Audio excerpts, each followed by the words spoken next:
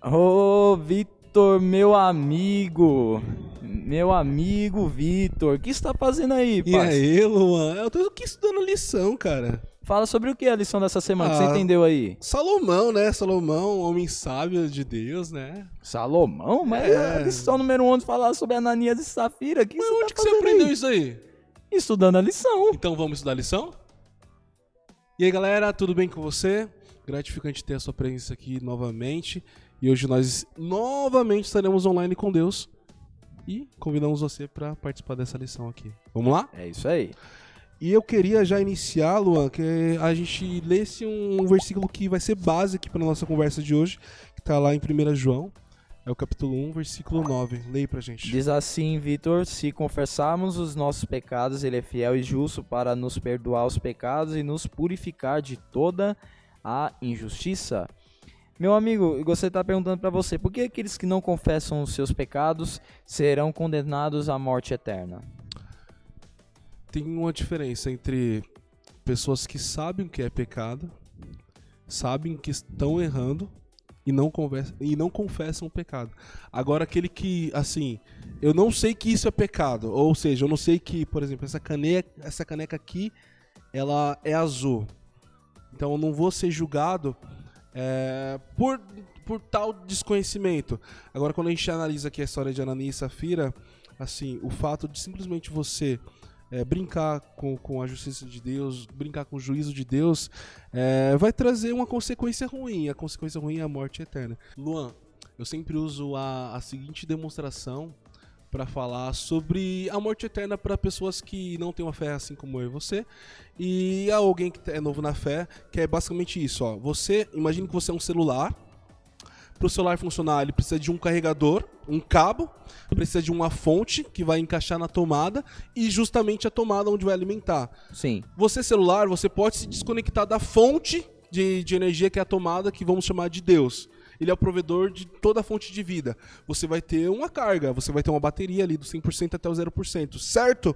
Para que você consiga conectar novamente a vida eterna, que é a tomada, você precisa de dois intermediários, que é o cabo, o seu cabo USB, vou chamar ele de Espírito Santo, que é ele que vai relacionar a sua vida com a vida de Cristo. Cristo é a fonte, né, que transforma a divindade, a potencialidade de Deus grande, encarnado em uma forma humana, né, Jesus Cristo, e a fonte de vida é a tomada.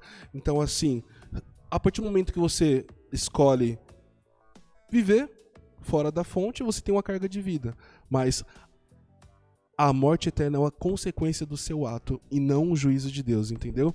Você que está com a mão aí, podendo carregar ou não o seu celular. Você que está com a mão, podendo ou não conectar a sua vida à fonte de vida eterna que é o próprio Deus. Mas cabe nós fazermos essa escolha. Belo exemplo, hein, meu? Esses aí são exemplos do pessoal das exatas, hein? Caramba, show de bola, meu amigo. Agora, nós vamos ler mais uns versos, né, sobre Ananias e Safira. Qual que é aí o próximo? Vamos abrir a Bíblia lá em Atos, capítulo 5 novamente, versículo 3 e versículo 5. Leia, Luan. Perfeito.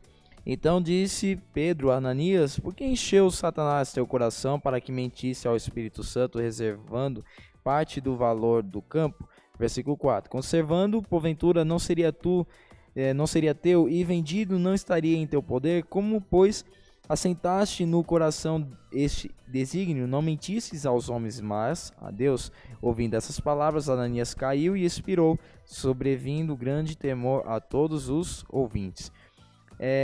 Vitor, amigos, o título de hoje é Deus arbitrário? É uma pergunta, certo? E gostaria de estar perguntando para você, Vitor. Deus foi muito cruel em fazer...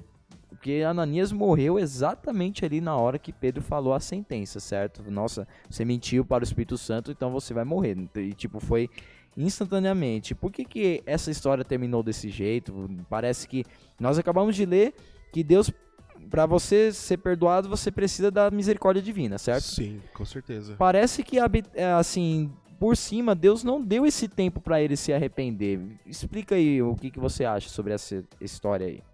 Assim, se a gente for fazer um olhar raso da história, você vai ter essa premonição aí de entender que Deus foi muito direto ao ponto e resolveu a situação. Mas não, como falamos já em outro dia, Deus, toda vez que ele vai cumprir, fazer juízo dele, né, com pessoas em vida ainda, as pessoas já tiveram muitas e muitas chances.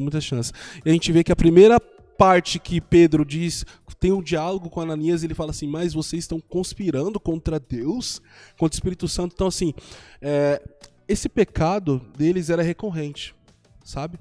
E infelizmente parece que eles tinham esse problema aí, né? Esse problema de sempre errar naquele ponto. Exatamente. Talvez essa não foi a primeira propriedade que eles estavam vendendo, que estavam pegando parte do dinheiro da propriedade, falando assim, aqui tá essa parte, esse é o valor inteiro aqui da propriedade. Não. Então, assim, e você vê o benefício de Deus ter feito esse juízo, porque, assim, às vezes, para você evitar uma contaminação de vírus, é necessário fazer algum sacrifício, algumas coisas ali que fogem, né, do controle. Sim. E ali no versículo 11 mostra que a igreja passou a ter temor a Deus novamente. Então foi necessário arrancar ali o mal pela raiz antes que ele propagasse, né, por todo, né, por mais pela campos. igreja inteira ali, né? Exatamente. Então, percebam ali que Deus, ele teve que agir mesmo daquela forma, do mesmo jeito que algumas outras histórias ao longo da Bíblia. Sim. Que ele também fez isso para acabar com aquele mal que poderia estar prejudicando a igreja num todo ali naquele contexto. Sim. Então, e Luan, é muito importante nós lembrarmos, né, nosso querido espectador aqui, quem está nos acompanhando, que Deus, ele sempre é e sempre foi muito longânimo. sim, por todas as nações que passaram, e por mim, né? Por mim e por você.